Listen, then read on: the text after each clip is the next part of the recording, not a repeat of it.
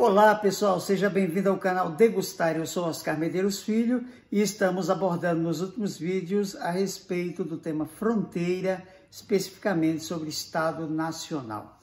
Eu gostaria de tratar hoje de um tema mais ligado à ideia exatamente desse adjetivo nacional, Estado Nacional. O Estado moderno ele surge lá nos acordos de Westfália a partir da ideia que sobre um território haveria apenas um poder soberano. Esse poder soberano teria um território com fronteiras bem delimitadas e teria o controle, por exemplo, sobre os meios, os instrumentos de violência legítimos, os exércitos, a ordem, a polícia, etc. No Estado moderno, nós temos, portanto, essa trinidade de um poder soberano, um território bem definido, bem delimitado, e a outra base do tripé seria o povo.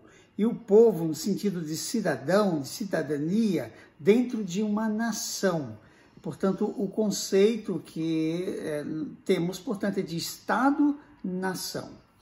E aí, o que seria essa ideia de nação? Ora, uma comunidade, de certa forma, atrelada a alguns elementos ideacionais, como, por exemplo, a questões simbólicas, a língua, a questões de crença, uma mesma religião, um passado compartilhado e um projeto de futuro também, não é? Um futuro, um projeto compartilhado dá uma ideia, um projeto, uma comunidade de destino daria ideia de uma nação.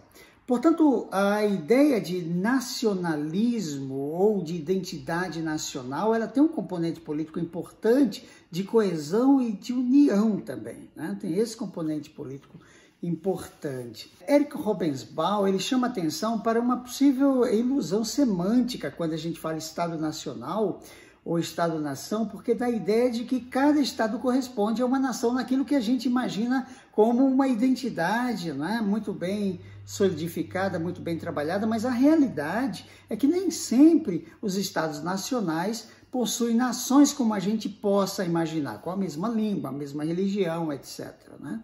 A gente sabe das fraturas internas, eu não vou falar aqui em termos de projetos de futuro, eu não vou falar em termos de religião, poderíamos falar em termos de língua, por exemplo, e aí a gente tem estados nacionais que possuem línguas oficiais diversas.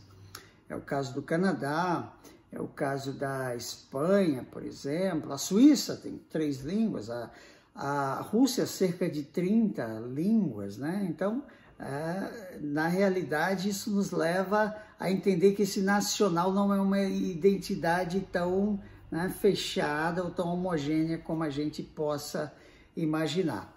Nesse ponto, há um outro conceito interessante do historiador, também cientista político norte-americano, Benedict Anderson.